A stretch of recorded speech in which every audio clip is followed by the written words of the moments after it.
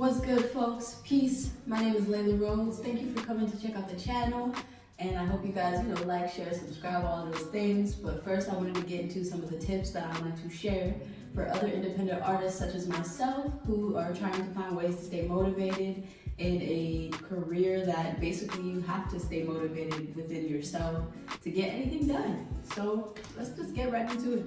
Just to give a little background on myself, I'm a singer-songwriter. I also play bass, guitar, piano, and I rap a little bit. I'm also a producer for myself and a few other artists. If you want to check out any of my stuff, I'm gonna add some links below. I appreciate that. And I just wanted to give you guys a couple of tips that keep me motivated for sure, and hopefully keep you motivated in some type of way, because we are making it happen in 2024 and beyond, okay? One of the first things that keeps me going and like motivated, checking things off of my list, is remembering that literally nobody else will do it unless you do it. There is no magic fairy godmother coming down to knock your to-do list out. It has to be you. So like that kind of keeps me going, where sometimes like I don't feel like editing a beat, or I'm writing a song and I feel like I get stuck on certain words or different things where I kind of just want to like pack up my notebook for the day, but I remember that like if I don't do it right now, it's not going to magically be done. I have to put the work in. So whether you're an artist who's looking to get signed, or you just want to build up your own publication enough that you're making enough money on your own as an independent artist, whatever your goal may be, remember that nobody's coming to like snatch you up and rescue you. You literally have to make it happen yourself. So like that internal fire has to be lit, or it's not going to happen. So that keeps me motivated. And another thing that goes into with like a common truth, that like time is gonna pass whether you do it or not. It's gonna be 2025 next year, whether you decided to knock your goals off this year, or whether you decided to sit back and do nothing and just watch everybody else around you achieve their goals. The time's gonna pass, and you are responsible for where you can take yourself. So I'd say that definitely is one of the main things that kind of keeps that fire, like, under my ass, like keeping it going for sure. I would say another thing that keeps me motivated is being reminded that numbers do not reflect talent. Like they just don't. They're never really going to be the same thing, There's going to be that person who put out one song and has 1 million subscribers just because it went viral, and then there's going to be that person who's a 23-year playing jazz, classically trained musician that has 13 followers. Like your talent, your passion, your drive, those numbers are not a metric to measure those. Like throw that idea out the window. If you do that, you're always going to kind of feel like you're either going through imposter syndrome because your numbers don't match your passion, or you're comparing your numbers to someone else's who you never know what that actually reflects. So throw those numbers out the window. As you can see here on YouTube, I have, I think, around 150 subscribers, which I'm grateful for all of y'all. Thank you for subscribing. Thank you for anybody who wants to subscribe. But that hasn't reflected my growth as an artist over the years. I've done a lot of things, I've played some of these stages such as the Mint in Los Angeles, the Viper Room. We've done festivals and shows and streams that don't necessarily reflect the YouTube numbers or the Spotify numbers. So that's another thing that I would say as like a tip, is to like fuel your art from the love of doing it, and not from some goal that you think is gonna make you happy. I remember when I was just starting out, and I thought that if I could just get 1,000 subscribers on YouTube, or if I could just get 10,000 plays on Spotify, that's when I would be happy. And then the Spotify numbers happened, and then other things happened, and then you just kind of push the bar up, and you're never really satisfied, and then you kind of feel this longing in your art that can never be satisfied through numbers or metrics, or even just goals that you actually have wanted to achieve. If you allow the music to drive you, all those things don't even matter anymore. They're just numbers. They're just things that aren't as important. Another thing I would do to stay motivated as an independent artist is to like reach out to other creatives. Collaboration is so fueling. There are times where like I produce my own music, and I also sing and write, and I go from my headphones to the speakers to the release track sometimes. And when I would do that as a younger artist, I find find it is crazy. We gotta make a blooper section. Found that like there are times where like I'll go to a jam session or an open mic and I don't even have to be performing, but I just talk to the other performers and I've made some lifelong friends that way.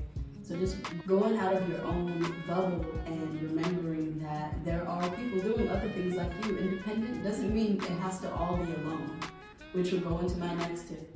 Find help where you can get help. Like for me, a lot of the reasons why it took me a long time to get certain things done, like it would take me a long time to put a project out or to get a show together and things, was because I was doing it all on my own, thinking that being an independent artist meant I had to do it on my own. And once I kind of like branched out and said, hey, I need help with these things, like, you know, to some friends and some strangers even, I would get support that was coming from places I didn't even imagine it from. And I didn't even have to have money all the time to do so. There were times where I have a videographer friend who is willing to shoot a portfolio and he's willing to make my music video part of his portfolio.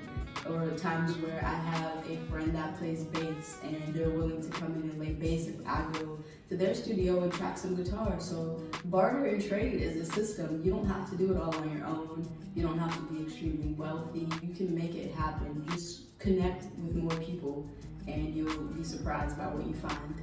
Another tip that I would say is to find fans and supporters outside of your hometown. Your friends, and this is look this way. Your friends are not always going to be your supporters. I'm gonna say that again for somebody who needs to hear that. Your friends are not always going to be your supporters, and they don't have to be. Find people who are gonna support your music that are outside of your hometown. Like, stop sending it to your high school Facebook friends and being salty because they're not sharing or liking it. None of that. That's not their job, honestly. Like, once you grow into your artistry, you start to realize that you have your own niche. You have your own style, your own sound, and whatever that may be, that might not suit those people, and that is perfectly fine. But you are tasked with finding the people who it does suit, whether that means you go on SoundCloud and you find artists that are similar to you and you promote to their fan base, or you get on Instagram and you post your beat videos, your singing videos, your rapping, whatever it is, and you post those things, and the people that naturally gravitate, those are gonna be your supporters, and you want to network with them, you wanna make them feel seen, you wanna make them feel like you are doing something that both of you value. That's not always gonna be your high school hometown homegirl. Like, you gotta grow out of that, because we do that to ourselves a lot. We try to make people that are familiar with us familiar with our work, and it's not always the same thing, like, you know.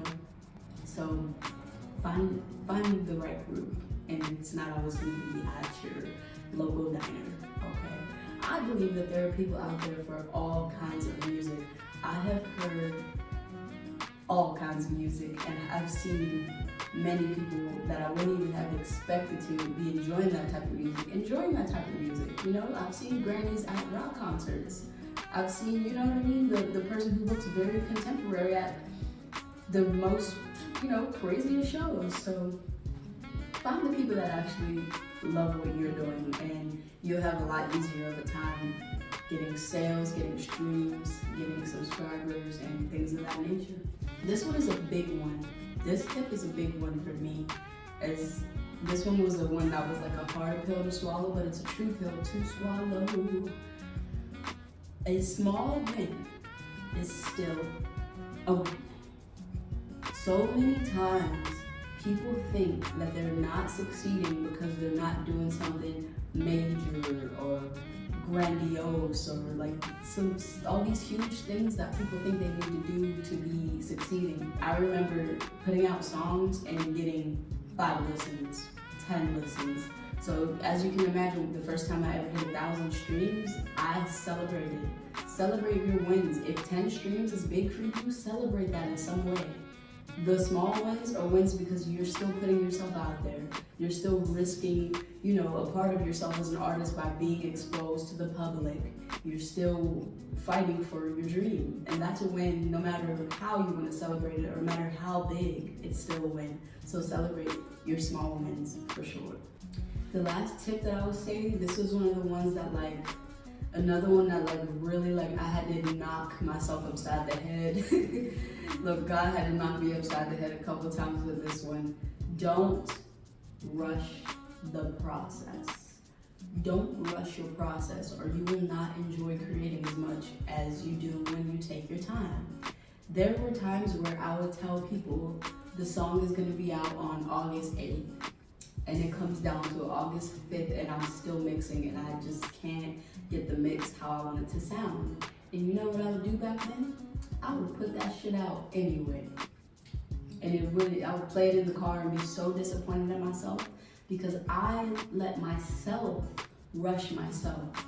And that's such a foolish thing to do. And I've definitely had more than one lesson of that in my artistry, but I just say, do not rush your process. No one's gonna die if you don't put out your art. No one's gonna be, extremely down bad without it.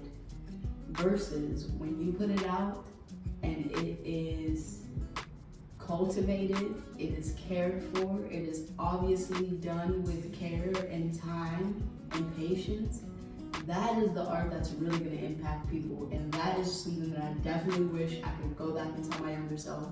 But if I could tell you guys that, don't rush it. It has its own timeline.